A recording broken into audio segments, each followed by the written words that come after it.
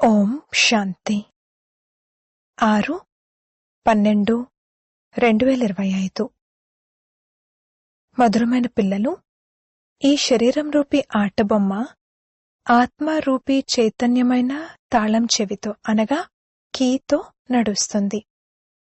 మీరు స్వయాన్ని ఆత్మగా నిశ్చయం చేసుకున్నట్లయితే నిర్భయులుగా అయిపోతారు.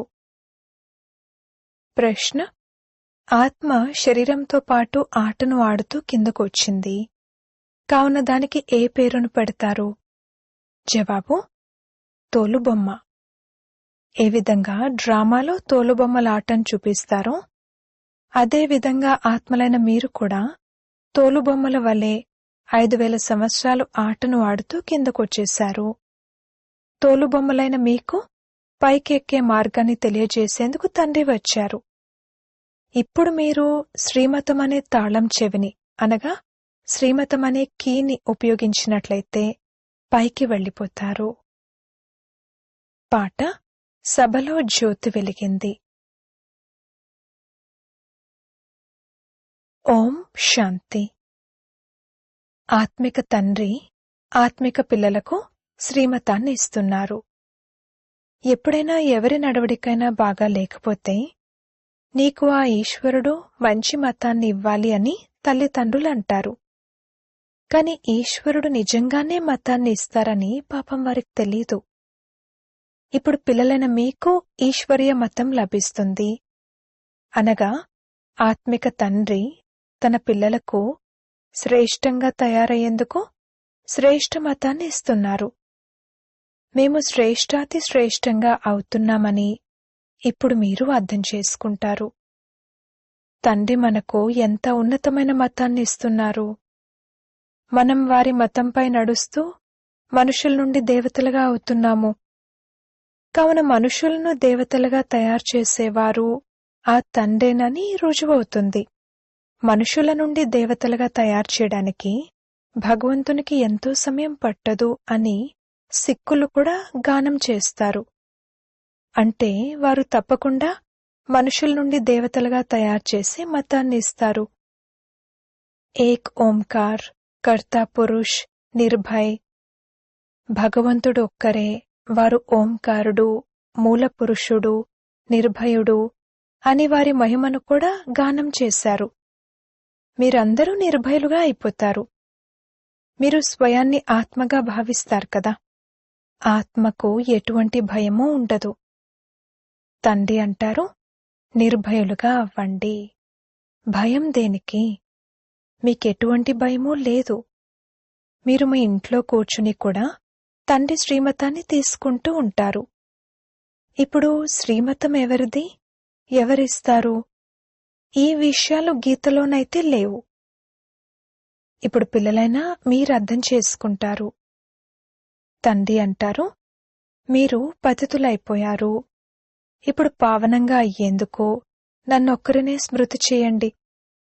పురుషోత్తములుగా అయ్యే ఈ మేళ సంగమయుగంలోనే జరుగుతుంది. ఎంతో మంది వచ్చి శ్రీమతాన్ని తీసుకుంటారు. దీనిని ఈశ్వరునితో పాటు పిల్లల మేళ అని అంటారు. ఈశ్వరుడు కూడా నిరాకారుడే. పిల్లలు అనగా ఆత్మలు కూడా నిరాకారులే. నేను ఆత్మను. ఈ అలవాటును పక్కా చేసుకోవాలి. ఏ విధంగా బొమ్మకు కీ ఇచ్చినట్లయితే డాన్స్ చేయడం మొదలు పెడుతుందో అలా ఆత్మ కూడా ఈ శరీరం రూపీ బొమ్మకు తాళం చెవి వంటిది. ఇందులో ఆత్మ లేకపోతే ఏమీ చేయలేదు. మీరు చైతన్యమైన ఆటబొమ్మలు. బొమ్మకు కీ ఇవ్వకపోతే అది పనిచేయదు, అలా నిలబడి ఉండిపోతుంది. ఆత్మ కూడా చైతన్యమైన తాళం చెవి, మరియు ఇది అవినాశీ అమరమైన తాళం చెవి. తండ్రి అర్థం చేయిస్తున్నారు, నేను చూసేది ఆత్మనే. ఆత్మే వింటుంది. ఈ అలవాటును పక్కా చేసుకోవాలి. ఈ కీ లేకుండా శరీరం నడవదు. ఇతనికి కూడా అవినాశీ తాళం చెవి లభించింది. ఈ తాళం చెవి 5000 సంవత్సరాలు నడుస్తుంది. చైతన్యమైన తాళం చెవి అయిన కారణంగా చక్రం తిరుగుతూనే ఉంటుంది. వీరు చైతన్యమైన ఆటబొమ్మలు. తండ్రి కూడా చైతన్యమైన ఆత్మనే. ఎప్పుడైతే ఈ కీ పూర్తవుతుందో అప్పుడు తండ్రి మళ్లీ కొత్తగా యుక్తిని తెలియజేస్తారు. నన్ను స్మృతి చేసినట్లయితే మళ్లీ కీ తిప్పబడుతుంది, అనగా ఆత్మ తమో ప్రధానం నుండి సతో ప్రధానంగా అయిపోతుంది. ఉదాహరణకు కార్లో పెట్రోల్ అయిపోతే మళ్లీ నింపడం జరుగుతుంది కదా. ఇప్పుడు మనలో పెట్రోల్ ఎలా నిండుతుంది అనేది మీ ఆత్మ అర్థం చేసుకుంటుంది. బ్యాటరీ ఖాళీ అయినప్పుడు మళ్లీ అందులో పవర్ నింపడం జరుగుతుంది కదా. బ్యాటరీ ఖాళీ అయినట్లయితే కరెంట్ సమాప్తమైపోతుంది. ఇప్పుడు మీ ఆత్మరూపీ బ్యాటరీ నిండుతుంది. ఎంతగా స్మృతి చేస్తారో అంతగా పవర్ నిండుతూ ఉంటుంది. ఇంతగా 84 జన్మల చక్రంలో తిరిగి బ్యాటరీ ఖాళీ అయిపోయింది. సతో రజో తమోలలోకి వచ్చింది. ఇప్పుడు మళ్లీ తండ్రి కీ ఇచ్చేందుకు మరియు బ్యాటరీని నింపేందుకు వచ్చారు. పవర్ లేకపోతే మనుషులు ఎలా అయిపోతారు? కావునిప్పుడు స్మృతి ద్వారానే బ్యాటరీని నింపుకోవాలి. వీరిని హ్యూమన్ బ్యాటరీ, మానవ బ్యాటరీ అని అనొచ్చు. తండ్రి అంటారు, నాతో యోగం జోడించండి. ఈ జ్ఞానాన్ని ఒక్క తండ్రి మాత్రమే ఇస్తారు. సద్గతిదాత ఆ తండ్రి ఒక్కరే.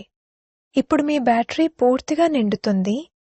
దాంతో మళ్లీ 84 జన్మలు పూర్తిగా పాత్రను అభినయిస్తారు. ఏ విధంగానైతే డ్రామాలో తోలుబొమ్మలు నాట్యం చేస్తాయి కదా, అలా ఆత్మలైన మీరు కూడా ఈ తోలుబొమ్మల వంటివారు. పైనుండి కిందికి దిగుతూ 5000 సంవత్సరాలలో పూర్తిగా కిందకొచ్చేస్తారు. మళ్లీ తండ్రి వచ్చి పైకెక్కిస్తారు. అదైతే ఒక ఆటబొమ్మ. తండ్రి ఎక్కే కళ మరియు దిగే కళ యొక్క అర్థాన్ని అర్థం చేయిస్తున్నారు. ఇది 5000 సంవత్సరాల విషయము. శ్రీమతం ద్వారా మాకు కీ లభిస్తూ ఉంది అని మీరు అర్థం చేసుకుంటారు. మనం పూర్తిగా సతో ప్రధానంగా అయినప్పుడు మళ్లీ మొత్తం పాత్రనంతా రిపీట్ చేస్తాము. ఇది అర్థం చేసుకోవాల్సిన మరియు ఇతరులకు అర్థం చేయించవలసిన ఎంత సహజమైన విషయము. అయినా సరే తండ్రి అంటారు, ఎవరైతే కల్పకృతం అర్థం చేసుకున్నారో వారే మళ్లీ అర్థం చేసుకుంటారు. మీరు ఎంత తలబాదుకున్నా కానీ ఎక్కువేమీ అర్థం చేసుకోరు. తండ్రి అయితే అందరికీ ఒకే రకంగా అర్థం చేయిస్తారు. ఎక్కడ కూర్చున్నా సరే తండ్రిని స్మృతి చేయాలి. మీ ముందు బ్రాహ్మణి లేకపోయినా సరే మీరు స్మృతిలో కూర్చోవచ్చు. తండ్రి స్మృతి ద్వారానే మన వికర్మలు వినాశనమవుతాయని మీకు తెలుసు. కావున ఆ స్మృతిలో కూర్చుండిపోవాలి. ఎవరూ కూర్చోబెట్టవలసిన అవసరం లేదు. తింటూ, తాగుతూ, స్నానం మొదలైనవి చేస్తూ తండ్రిని స్మృతి చేయండి. కొద్ది సమయం కోసం ఎవరో ఒకరు మీ ముందు కూర్చుంటారు. అలాగని వారు మీకు సహాయం చేస్తారని కాదు. అలా కాదు. ప్రతి ఒక్కరూ తమకు తామే సహాయం చేసుకోవాలి. మీరు ఇలా చేసినట్లయితే మీ బుద్ధి దైవీ బుద్ధిగా అయిపోతుందని ఈశ్వరుడైతే మతాన్ని ఇచ్చారు. ఈ టెంప్టేషన్ ఇవ్వడం జరుగుతుంది. శ్రీమతాన్నైతే అందరికీ ఇస్తూ ఉంటారు. కాని ఒకటైతే వాస్తవము, కొందరి బుద్ధి మందంగా ఉంది, కొందరిది చురుగ్గా ఉంది. పావనమైన వారితో యోగం కుదరకపోతే బ్యాటరీ ఛార్జ్ అవ్వదు. వారు తండ్రి శ్రీమతాన్ని పాటించరు. వారికి యోగమే కుదరదు. మా బ్యాటరీ నిండుతూ ఉందని ఇప్పుడు మీరు ఫీల్ అవుతారు. తమో ప్రధానం నుండి సతో ప్రధానంగానైతే తప్పకుండా అవ్వాలి. ఈ సమయంలో మీకు పరమాత్ముని శ్రీమతం లభిస్తూ ఉంది. ఈ విషయాన్ని ప్రపంచం ఏమాత్రమూ అర్థం చేసుకోదు. తండ్రి అంటారు, నేనిచ్చే ఈ మతం ద్వారా మీరు దేవతలుగా అవుతారు. దీనికన్నా ఉన్నతమైన విషయం మరేదీ ఉండదు. అక్కడ ఈ జ్ఞానం ఉండదు. ఇది కూడా డ్రామాగా తయారై ఉంది. మిమ్మల్ని పురుషోత్తములుగా తయారు చేయడానికి తండ్రి సంగమయుగంలోనే వస్తారు. దీని స్మృతి చిహ్నాన్ని భక్తి మార్గంలో జరుపుకుంటారు. దసరా కూడా జరుపుకుంటారు కదా. ఎప్పుడైతే తండ్రి వస్తారో అప్పుడు దసరా జరుగుతుంది. 5000 సంవత్సరాల తర్వాత ప్రతి విషయం రిపీట్ అవుతుంది. పిల్లలైన మీకు మాత్రమే ఈ ఈశ్వరీయ మతము అనగా శ్రీమతము లభిస్తుంది. దీని ద్వారా మీరు శ్రేష్టంగా అవుతారు. మీ ఆత్మ సతోప్రధానంగా ఉండేది ఆత్మ కిందకు దిగుతూ దిగుతూ తమో ప్రధానంగా భ్రష్టంగా అయిపోయింది. మళ్లీ తండ్రి కూర్చుని జ్ఞానయోగాలను నేర్పించి సతోప్రధానంగా శ్రేష్టంగా తయారు చేస్తారు. మీరు మెట్లను ఏ విధంగా కిందకు దిగుతారు అనేది వారు తెలియజేస్తారు. డ్రామా నడుస్తూ ఉంటుంది. ఈ డ్రామా యొక్క ఆది మధ్యాంతాల గురించి ఎవరికీ తెలీదు. తండ్రి అర్థం చేయించారు. ఇప్పుడు మీకు స్మృతి కలిగింది కదా. ప్రతి ఒక్కరి జన్మ కథను వినిపించలేరు. చదివి వినిపించేందుకు అవేమీ రాయబడి ఉండవు. ఇది తండ్రి కూర్చుని అర్థం చేయిస్తున్నారు. ఇప్పుడు మీరే బ్రాహ్మణులుగా అయ్యారు, మళ్ళీ మీరే దేవతలుగా అవ్వాలి. తండ్రి అర్థం చేయించారు. బ్రాహ్మణ, దేవత, క్షత్రియ ఈ 3 ధర్మాలను నేను స్థాపన చేస్తాను. మేము తండ్రి ద్వారా బ్రాహ్మణ వంశీయులుగా అవుతామని, ఆ తర్వాత సూర్యవంశీయులుగా, చంద్రవంశీయులుగా అవుతామని ఇప్పుడు మీ బుద్ధిలో ఉంది. ఎవరైతే ఫెయిల్ అవుతారో వారు చంద్రవంశీయులుగా అవుతారు. ఎందులో ఫెయిల్? యోగంలో. జ్ఞానాన్నైతే చాలా సహజంగా అర్థం చేయించారు. మీరు 84 జన్మల చక్రంలో ఎలా తిరుగుతారు అనేది తెలియజేశారు. మనుషులు 84 లక్షల జన్మలు అని అనేసరికి ఎంత దూరం వెళ్ళిపోయారు. ఇప్పుడు మీకు ఈశ్వరీయ మతం లభిస్తుంది. ఈశ్వరుడైతే ఒక్కసారి మాత్రమే వస్తారు. కావున వారి మతం కూడా ఒక్కసారే లభిస్తుంది. ఒకే దేవీదేవతా ధర్మం ఉండేది. తప్పకుండా వారికి ఈశ్వరీయ మతం లభించింది. దానికంటే ముందైతే సంగమయుగం ఉండేది. తండ్రి వచ్చి ప్రపంచాన్ని మారుస్తారు. మీరిప్పుడు మారుతున్నారు. ఈ సమయంలో మిమ్మల్ని తండ్రి మారుస్తారు. కల్పకల్పము మేము మారుతానే వచ్చాము, మారుతానే ఉంటామని మీరంటారు. ఇది చైతన్యమైన బ్యాటరీ కదా, అది జడమైనది. 5000 సంవత్సరాల తర్వాత తండ్రి వచ్చారని పిల్లలకు తెలిసింది. వారు శ్రేష్టాతి శ్రేష్టమైన మతాన్ని కూడా ఇస్తారు. ఉన్నతోన్నతమైన భగవంతుని యొక్క ఉన్నతమైన మతం లభిస్తుంది. దాని ద్వారా మీరు ఉన్నత పదవిని పొందుతారు. మీ వద్దకు ఎవరైనా వచ్చినప్పుడు మీరు ఈశ్వరుని సంతానం కదా అని వారికి చెప్పండి.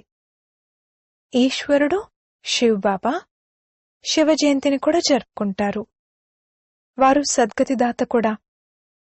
వారికి తమదంటూ శరీరం లేదు. మరి ఎవరి ద్వారా మతాన్ని ఇస్తారు? మీరు కూడా ఆత్మే. ఈ శరీరం ద్వారా మాట్లాడతారు కదా. శరీరం లేకుండా ఆత్మేమీ చేయలేదు. నిరాకార తండ్రి కూడా ఎలా రావాలి? వారు రథంపై వస్తారని గాయనం కూడా ఉంది. దీనిని ఒకరు ఒక రకంగా మరొకరు మరో రకంగా తయారు చేశారు.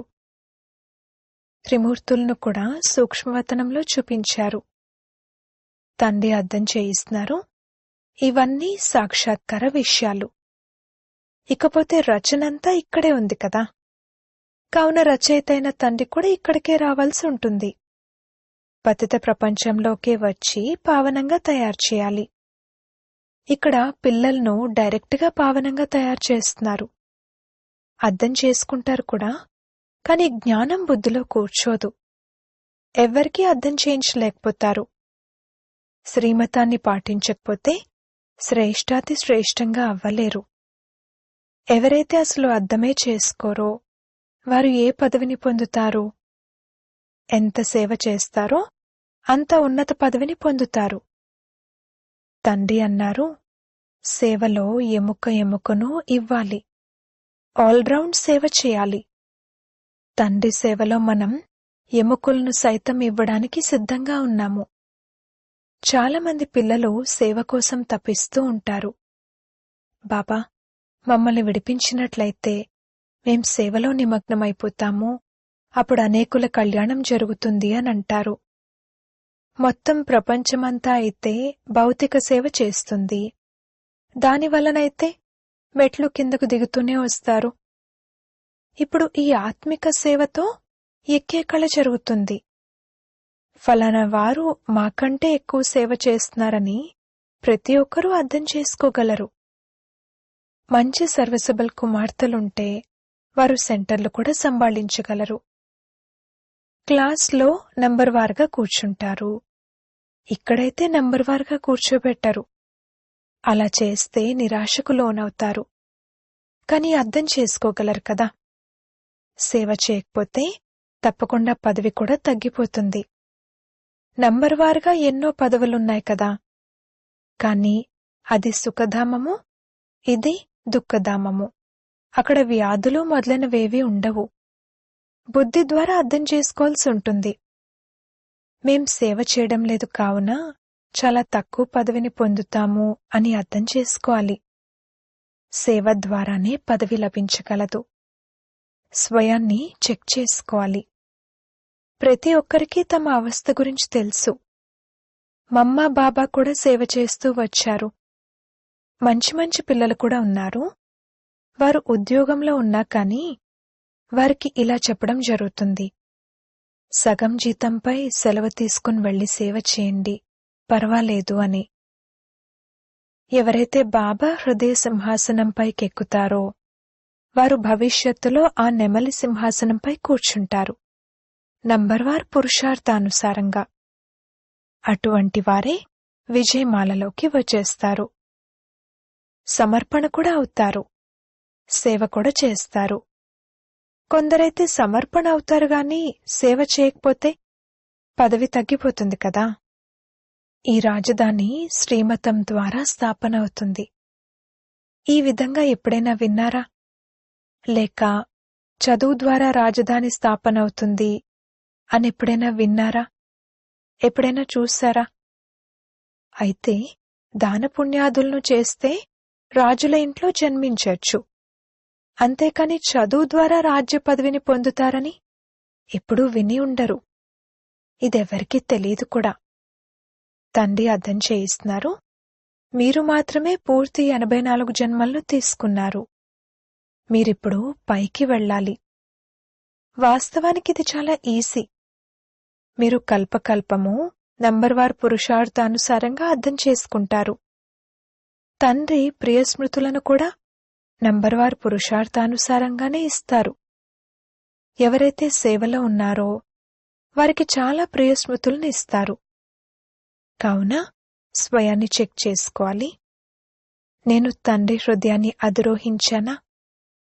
మాలలోని మణిగా అవ్వగలనా? చదువుకోని వారు తప్పకుండా చదువుకున్న వారి ముందు సేవకులవుతారు. తండ్రి అయితే అర్థం చేయిస్తున్నారు, పిల్లలు పురుషార్థం చేయండి. కాని డ్రామాలో పాత్ర లేకపోతే ఎంతగా తలబాదుకున్నా కాని ఎక్కనే ఎక్కరు. ఏదో ఒక గ్రహచారం పట్టుకుంటుంది. దేహాభిమానం నుండే ఇతర వికారాలు వస్తాయి. ముఖ్యమైన కఠినమైన రోగం దేహాభిమానమే. సత్యుగంలో దేహాభిమానమనే పేరే ఉండదు. అక్కడున్నది మీ ప్రారబ్ధం మాత్రమే. ఇది ఇక్కడే తండ్రి అర్థం చేయిస్తున్నారు. ఈ విధంగా స్వయాన్ని ఆత్మగా భావిస్తూ నన్నొక్కరినే స్మృతి చేయండి అని ఇంకెవ్వరూ శ్రీమతాన్ని ఇవ్వరు. ఇది ముఖ్యమైన విషయము. ఇలా రాయాలి. నిరాకార భగవంతుడు చెప్తున్నారు, నన్నొక్కరినే స్మృతి చేయండి. స్వయాన్ని ఆత్మగా భావించండి. మీ దేహాన్ని కూడా స్మృతి చేయకండి. భక్తిలో కూడా ఒక్క శివుని పూజే చేస్తారు. ఇప్పుడు జ్ఞానాన్ని కూడా కేవలం నేను మాత్రమే ఇస్తాను. మిగిలిందంతా భక్తి. అవ్యభిచారి జ్ఞానం ఒక్క శివబాబా ద్వారానే మీకు లభిస్తుంది. ఈ జ్ఞానసాగరుడి నుండి రత్నాలు వెలువడతాయి. ఇది ఆ సాగరుని విషయం కాదు. ఈ జ్ఞానసాగరుడు పిల్లలైన మీకు జ్ఞానరత్నాలను ఇస్తారు. వీటి ద్వారా మీరు దేవతలుగా అవుతారు. శాస్త్రాల్లోనైతే ఏమేమో రాసేశారు.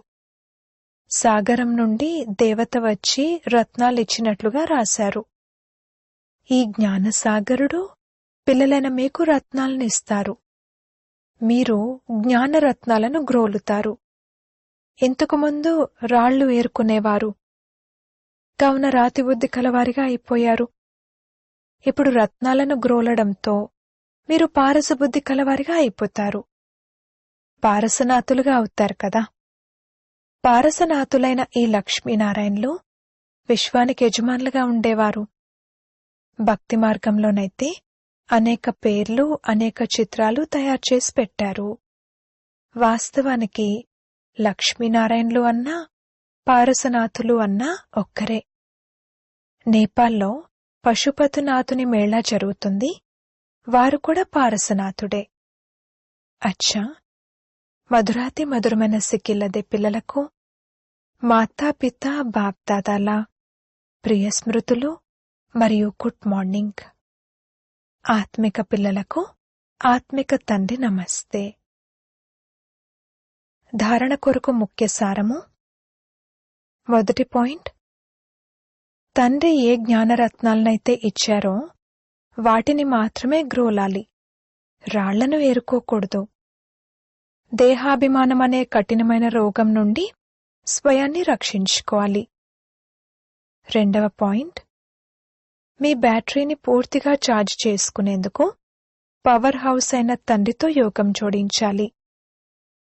ఆత్మాభిమానులుగా ఉండేందుకు పురుషార్థం చెయ్యాలి, నిర్భయులుగా ఉండాలి.